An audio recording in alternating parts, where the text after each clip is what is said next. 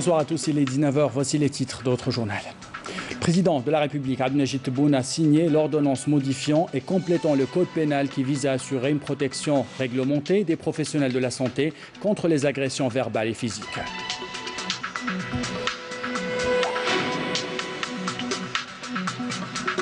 Le chef de l'État a instruit le Premier ministre d'accélérer les contacts nécessaires avec les pays où les recherches scientifiques ont avancé afin d'obtenir le vaccin anti-Covid-19 le jour de sa commercialisation. Abdelmajid Tebboune a ordonné le Premier ministre l'ouverture d'une enquête immédiate pour déterminer les causes des incidents survenus ces derniers jours qui ont impacté la vie des citoyens et l'économie nationale. Le Premier ministre Abdelaziz Jarrad a présidé aujourd'hui une réunion pour accélérer les contacts nécessaires avec les pays où les recherches scientifiques ont avancé pour la production de vaccins anti-Covid-19. Nous écouterons les déclarations du Premier ministre dans un instant. 515 nouveaux cas de contamination, 431 guérisons et 8 décès. C'est le dernier bilan de ces dernières 24 heures en Algérie. Les détails avec le docteur Jamal Fourar. Voilà pour les titres. Bienvenue à tous. Tout d'abord, le président de la République, Abdelmajid Tebboune, a signé aujourd'hui l'ordonnance modifiant et complétant le code pénal qui vise à assurer une protection réglementée des professionnels de la santé, notamment contre les agressions verbales et physiques. Selon cette ordonnance, les nouvelles dispositions prévoient, entre autres, la protection pénale de l'ensemble des personnels des établissements de santé publics et privés contre les agressions verbales et physiques et la répression des actes de destruction des biens immeubles et meubles des établissements de santé et des actes d'atteinte à la dignité des patients et au respect dû au personnel ou aux personnes décédées par le biais des réseaux sociaux. Pour rappel, la décision de protection du corps médical a été officiellement prise lors du Conseil des ministres qui a adopté donc le projet présenté par le ministre de la Justice, garde des Sceaux. Le président de la République, Abdelmajid Tebboune, a donné aujourd'hui des instructions au Premier ministre pour accélérer les contacts nécessaires avec les pays où les recherches scientifiques ont avancé pour la production du vaccin anti-Covid-19 afin d'obtenir ce vaccin en quantité demandée dès sa commercialisation, précise un communiqué de la présidence de la République.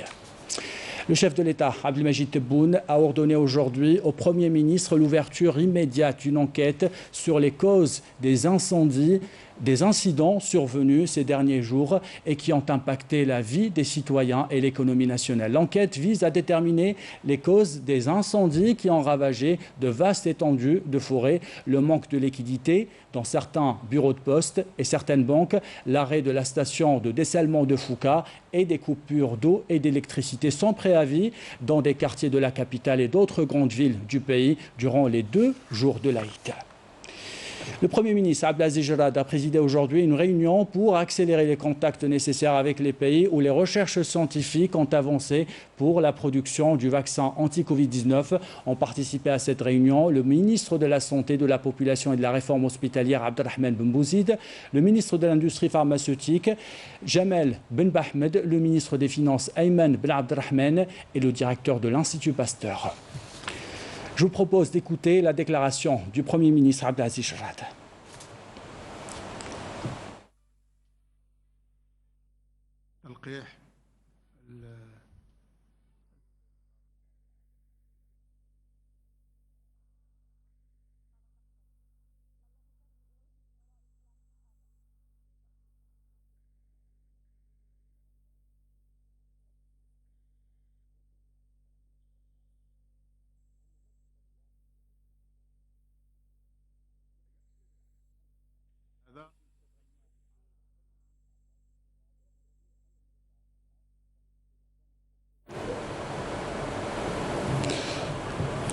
À l'issue de cette réunion, le Premier ministre a annoncé qu'une enquête est en cours pour déterminer les causes du manque de liquidité dans certaines banques et postes. Je vous propose de l'écouter. رئيس الجمهورية كلفني ببداية التحقيق حول هذه الأشياء اللي تكلمت عليها، الحرائق تاع الغابات، 2 قبل السيولة في مراكز البريد، ولاحظنا كذلك أن هناك نقص نسبي، أقول نسبي في المياه خاصة في يوم أيام العيد. لماذا السيد الرئيس أخذ هذا القرار؟ أو هذا الأمر، لأنه لاحظنا أن هناك غريب أن نوع من الصدفة بين 3 عمليات في نفس الشهر تمس بعدم استقرار المواطن، يعني خلق مشاكل للمواطن وعلاقة المواطن بالسلطات العمومية. فعندما تكلمي عن السيولات، أعرف الأخت الكريمة أنه في شهر واحد 4000 مليار سنتيم اللي خرجت من البريد والمواصلات. 4000 مليار، واحد من يجي يتكلم بالرقم هذا هائل، الرقم هائل. إذا ما قضية السيولة، لكن هناك من حاولوا أن لا يردوا سيولة. كان أخذ ورد دخول في المكاتب البريد، عندما تخرج السيولة تتوقف فجأة، وهذه أول مرة شفناها. كانت هناك نقص سيولات في السنوات الأخيرة، لكن المرحلة هذه أكبر عدد اللي يطلبوا تاع السيولة في هذه المرحلة. كان وقع إذن خلل. هذا الخلل هذا نحن قمنا، هذا لا يعني أن ليست هناك بعض النقائص العملية والإدارية، أنا لا أغطي هذا، لكن الواقع هو أنه 4000 مليار اللي خرجت سنتيم وبقات الإشكال، معنى أنه عندما المواطن يأخذ الفلوس نتاعو السيولة لا تدخل. والغريب ثاني اللي شفنا بعض المواطنين يوميا يجي يسحب، والغدوة يجي يسحب، ويزيد الآخر يزيد يسحب إلى غير ذلك. فقمنا بنوع من التدقيق، لاحظنا بلي هناك نوع من المؤامرة لخلق إشكال، خاصة في يومين تاع في الأسابيع اللي قبل العيد. والحمد لله يعني تلقى مثلا يوم الخميس قبل العيد ما كانش تروح أي مكتب تلقاه فارغ. إذا معناه أنه كان هناك سوء يعني خلفية اللي لازمنا نبحث عليها. لم نأخذ يعني لم نكن لنا تحقيق كامل، لكن عندنا مؤشرات أن هذه العملية هي عملية خبيثة لخلق البلبلة في البلاد. Abdelaziz Jarad a affirmé que les coupures d'eau enregistrées durant les 2 jours de l'Aïd sont causées par une opération de sabotage qui a touché la station de dessalement d'eau de mer de Fouka. On écoute le Premier ministre. قطاع المياه تاع فوكا المحطة كان عامل بتدبير جماعة معينة، رانا في التحقيق، والوزير المياه رفع دعوة ضد مجهول للوصول إلى هذا عمل التخريب. هو عمل تخريبي باين. في الكهرباء كذلك، في منطقة عنبة عدة مناطق، تكسير بعض الخيوط نتاع الكهرباء إلى غير ذلك. إذا أخذنا كل هذه المعطيات هذه، نقول بأن هناك أعمال مدبرة لخلق الفتنة وعدم الاستقرار في بلادنا. هذه الاستراتيجية كانت موجودة في عدة دول، ولكن الحمد لله لازم شعبنا يكون بالمرصاد، والحمد لله الأمور ستصبح طبيعية، ولكن الدولة لازم تكون دائما بالمرصاد، والمواطن لازم يكون كذلك بالمرصاد ويحمي هذا الاستقرار، لأنه مكسب كبير لبلادنا. Le Premier ministre a annoncé également l'ouverture d'une enquête pour déterminer les causes des incendies qui ont ravagé de vastes étendues de forêt ces derniers jours. On écoute le Premier ministre.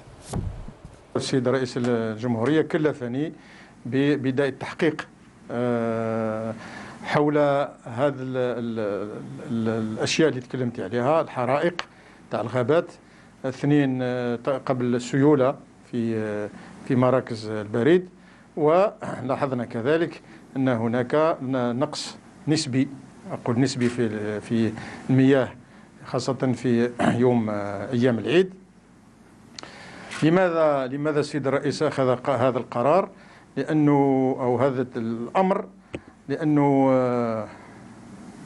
لاحظنا أن هناك غريب نوع من الصدفة بين 3 عمليات في نفس شهر تمس بعدم استقرار المواطن، يعني خلق مشاكل للمواطن وعلاقة المواطن بالسلطات العمومية. فعندما تكلمي عن السيولات، أعرف الأخت الكريمة أنه في شهر واحد 4000 مليار سنتيم اللي خرجت من البريد والمواصلات. 4000 مليار، واحد من يجي يتكلم بالرقم هذا هائل، رقم هائل. إذن ميس قضية السيولة، لكن هناك من حاولوا أن لا يردوا سيولة، لأنه على بالك كان أخذ ورد، دخول وخروج سيولة في المكاتب البريد. عندما تخرج سيولة تتوقف فجأة، وهذه أول مرة شفناها. كانت هناك نقص سيولات في السنوات الأخيرة، لكن المرحلة هذه أكبر عدد للمواطن يطلبوا تاع السيولة كان في هذه المرحلة. كان وقع إذن خلل. هذا الخلل هذا نحن قمنا هذا لا يعني أن ليست هناك بعض النقائص من الناحية العملية والإدارية، أنا لا أغطي هذا، لكن الواقع هو أنه 4000 مليار اللي خرجت سنتيم، وبقى الإشكال معنى أنه عندما المواطن يأخذ الفلوس نتاعو السيولة لا تدخل. والغريب ثاني اللي شفنا بعض المواطنين يوميا يجي يسحب، والغدوة يجي يسحب، ويزيد الآخر يزيد يسحب إلى غير ذلك. فقمنا بنوع من التدقيق، لاحظنا بلي هناك نوع من المؤامرة لخلق إشكال، خاصة في يومين تاع في الأسابيع اللي قبل العيد. والحمد لله يعني تلقى مثلا يوم الخميس قبل العيد ما كانش تروح أي مكتب تلقاه فارغ. إذا معناه أنه كان هناك سوء يعني خلفية اللي لازمنا نبحث عليها. لم نأخذ يعني لم نكن لنا تحقيق كامل، لكن عندنا مؤشرات أن هذه العملية هي عملية خبيثة لخلق البلبلة في البلاد. Dans l'actualité de ce dimanche, le Premier ministre a installé jeudi dernier la cellule de veille chargée de suivi de l'évaluation de la situation des feux de forêt et l'efficacité des dispositions de prévention. Cette cellule a pour mission d'enquêter sur les origines des feux de forêt et de mettre en place toutes les dispositions pour protéger et sécuriser les populations et les biens. Lors de l'installation de cette cellule de veille, il a été souligné que le bilan établi le 29 juillet 2020 fait état de 1082 foyers de feux de forêt qui ont ravagé 8165 hectares. Suite à la disparition des 2 confrères journalistes Abdelmajid Ben Hadid et Aziz Khalfaoui, le Premier ministre Abdelaziz Jarrad a présenté ses sincères condoléances aux familles des 2 défunts, priant Dieu le Tout-Puissant de les accueillir en son vaste paradis. Inna lillahi wa inna ilayhi raji'un. Dans l'actualité de ce dimanche, sur ordre du président de la République, chef suprême des forces armées, ministre de la Défense nationale et en coordination entre nos services de sécurité et les services de sécurité turcs, l'adjudant-chef à la retraite, Remrit Bounouira, qui avait fui le pays, a été remis jeudi aux autorités algériennes. Il comparaîtra demain devant le juge d'instruction militaire, précise un communiqué des services de sécurité. Ce communiqué maintenant du ministère de la Défense nationale, selon un bilan rendu public, les unités de l'armée nationale populaire ont éliminé en juillet dernier 5 terroristes et arrêté un autre en plus de 5 éléments de soutien au groupe terroriste. 5 casemates pour terroristes et 39 bombes artisanales ont été découvertes et détruites. Durant la même période, 2 fusils de chasse, un fusil à répétition, 5 kalachnikovs, 4 pistolets automatiques, 3 chargeurs, 1000 cartouches et 4 bombes artisanales ont été saisies. En matière de lutte contre la contrebande, 374 orpailleurs ont été arrêtés, 165 marteaux-piqueurs ont été saisis et plus de 209 groupes électrogènes, 12 détecteurs de métaux et 18 pièces de dynamite, 4 mètres de mèches de détonation et 57 véhicules ont été saisis. Plus de 262 quintaux de tabac et plus de 54 800 boîtes de cigarettes ont été saisies également. Ajoutez à cela 78 600 litres de carburant et 4 paires de jumelles. Selon le même bilan, 2000 unités de médicaments, 39 800 unités de boissons et plus de 1 600 000 unités de jeux pyrotechniques et 2 290 000 dinars ont été également saisis dans le volet de lutte contre les stupéfiants et les crimes organisés. 77 narcotrafiquants ont été arrêtés et plus de 57 quintaux de kiff traités et 300 000 comprimés psychotropes ont été saisis également. Enfin, en ce qui concerne la lutte contre l'immigration clandestine, 274 immigrants clandestins de différentes nationalités ont été arrêtés et 562 tentatives d'immigration clandestine ont été mises en échec. Ce communiqué maintenant du ministère des Affaires étrangères qui a pris connaissance de la récente liste des pays dont les citoyens sont autorisés à accéder au territoire de l'Union européenne et dans laquelle ne figure pas l'Algérie. Le ministère marque sa surprise devant cette procédure, d'autant qu'elle est sans effet pratique. L'Algérie ayant déjà décidé de maintenir ses frontières fermées par stricte adhésion au principe de protection de ses citoyens pour les prémunir des cas de Covid-19 importés de l'étranger. Le ministère des Affaires étrangères rappelle que les efforts de l'État algérien ont permis d'atteindre une importante capacité d'action dans le domaine de la lutte contre le coronavirus, avec près d'une quarantaine de centres de dépistage répartis sur l'ensemble du territoire national et des milliers de tests PCR effectués quotidiennement. Depuis le lancement de la deuxième opération de rapatriement le 20 juillet, 9 536 Algériens ont foulé le sol algérien. Ils étaient bloqués dans 32 pays. L'opération a été effectuée par 42 vols et 2 traversées maritimes. Durant les 4 derniers jours, 1796 ressortissants algériens ont été rapatriés. À noter que d'autres opérations de rapatriement auront lieu dans les prochains jours. À partir de Tunis, 500 Algériens seront ainsi rapatriés selon un communiqué du ministère des Affaires étrangères. On vous invite à présent à découvrir le dernier bilan de la pandémie en Algérie avec le porte-parole du comité scientifique de suivi de l'évolution de la pandémie du coronavirus, le docteur Jamel Fourar. Pour ce qui est des principaux indicateurs au cours des 24 dernières heures, nous avons enregistré 515 nouveaux cas, 415 patients hospitalisés durant les 24 dernières heures, 431 patients guéris, 54 patients en soins intensifs et 8 décès. Avec la notification de 515 nouveaux cas au cours des 24 dernières heures, nous avons un taux d'incidence de 1,2 cas pour 100 000 habitants, sachant que 29 wilayas ont notifié moins de 10 cas et 19 wilayas ont notifié 10 cas et plus. Pour ce qui est des décès, nous avons enregistré 8 nouveaux décès au cours des 24 dernières heures, rahimahumullah. Pour ce qui est des patients qui ont été hospitalisés durant les 24 dernières heures, leur chiffre est de 415 malades. Pour ce qui est des patients guéris qui ont quitté les établissements hospitaliers, leur nombre est à ce jour de 21 419, dont 431 sans guéris ont quitté les établissements hospitaliers au cours des 24 dernières heures. Pour ce qui est des patients en soins intensifs, nous avons actuellement 54 patients hospitalisés en soins intensifs. Comme d'habitude, nous rappelons aux citoyens de rester vigilants, de respecter les règles d'hygiène d'une manière générale, surtout la distanciation sociale et le port de masque obligatoire en toutes circonstances. 2 jours après l'Aïd, le ministère du Commerce affiche sa satisfaction quant au suivi du programme des permanences, un taux qui a frôlé les 100% au niveau national. Comment les commerçants de la capitale ont géré cette période? Réponse avec Nassima Imloul. En dépit de la situation sanitaire que vit le pays, outre le confinement sanitaire et les mesures d'interdiction de circulation inter-wilaya, le programme des permanences durant la fête religieuse de l'Aïd al-Adha a été hautement respecté aussi bien par les commerces de gros que ceux de proximité.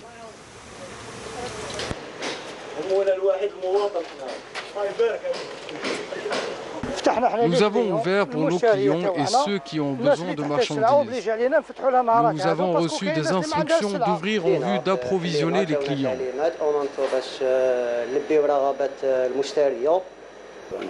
Nous avons ouvert les 2 premiers jours de l'Aïd. Il y a des gens qui se sont approvisionnés avant la fête. Nous avons ouvert pour satisfaire le citoyen et qu'il puisse trouver de la boisson ou de la glace. Bien sûr, nous respectons les mesures sanitaires, la distanciation physique et le port des bavettes. Les commerçants ont assuré la permanence dans le respect absolu des mesures barrières, un engagement qui a suscité la satisfaction des citoyens. Nous sommes tenus de respecter les mesures sanitaires telles que le port du masque et la désinfection des pièces de monnaie.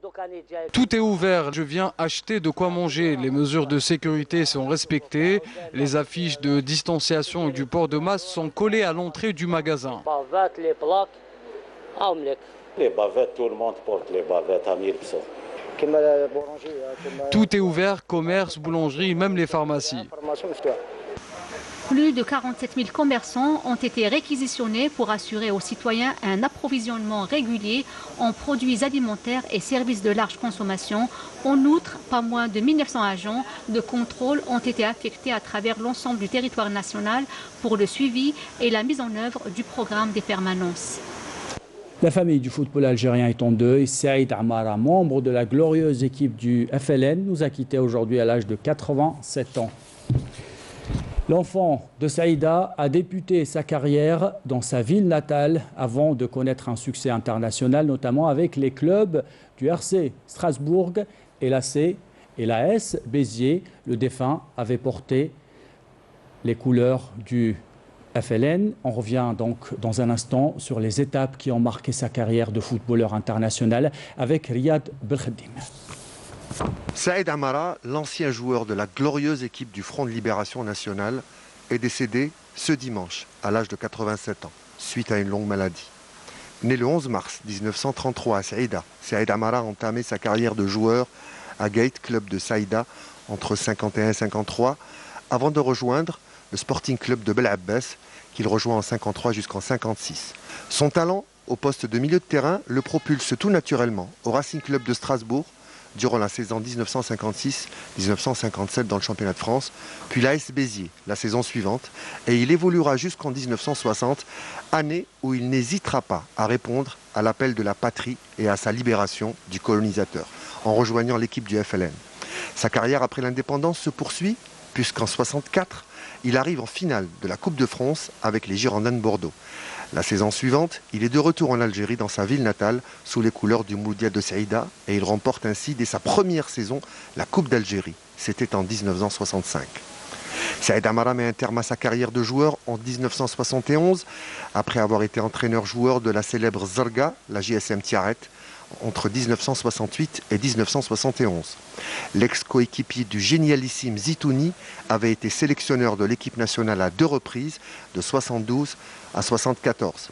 Il remporta en tant qu'entraîneur le titre de champion d'Algérie en 1984 avec le Ralia de Mascara, le club cher à l'Akhtar Belloumi aux côtés de Khennan Mahi. Auparavant, il avait dirigé l'Espérance de Mostaganem entre 73 et 74, puis le Mouloudia d'Oran de 76 à 79. En 1999, il décide de mettre fin à sa carrière d'entraîneur après avoir dirigé pendant une saison la formation libyenne du Ahli de Benghazi. Saïd Amara était membre de l'Assemblée générale de la Fédération algérienne de football. Il a été enterré cet après-midi, après la prière de Dohr, au cimetière de Saïda. À Dieu nous appartenons et à lui nous retournons. Le 1er juin dernier, c'était la dernière déclaration de Saïd Amara à une télévision. Il avait accordé à Canal Algérien. Notre collègue Imen Mahrouk Rassou propose de l'écouter. L'équipe du FLN, ça a précédé l'arrivée de Maouche à Bordeaux. Et on discutait, on était sur des chaises qui étaient à l'extérieur de la route, la rue Belgens. On discutait un petit peu qu'est-ce qu'il y a. On me fait savoir que disent que ton nom a été retenu, tu te débrouilles, tu les rejoins. Et 1 ou 2 jours plus tard, nous avons pris la route. Nous avons traversé Rome et de là, On a fait ce qu'on a pu, peut-être en ce temps-là. On était dépendant du chef, du responsable de l'équipe FLN qui était là-bas. Avant de nous quitter, voici le rappel des titres. Le président de la République Abdelmajid Tebboune a signé l'ordonnance modifiant et complétant le code pénal qui vise à assurer une protection réglementée des professionnels de la santé contre les agressions verbales et physiques. Le chef de l'État instruit le Premier ministre d'accélérer les contacts nécessaires avec les pays où les recherches scientifiques ont avancé afin d'obtenir le vaccin anti-Covid-19 le jour de sa commercialisation. Abdelmajid Tebboune a ordonné au Premier ministre l'ouverture immédiate d'une enquête sur les causes des incidents survenus ces derniers jours qui ont impacté la vie des citoyens et l'économie nationale. Le Premier ministre Abdelaziz Jarrad a présidé aujourd'hui une réunion pour accélérer les contacts nécessaires avec les pays où les recherches scientifiques ont avancé pour la production de vaccins anti-Covid-19. Nous avons écouté les déclarations du Premier ministre dans ce journal.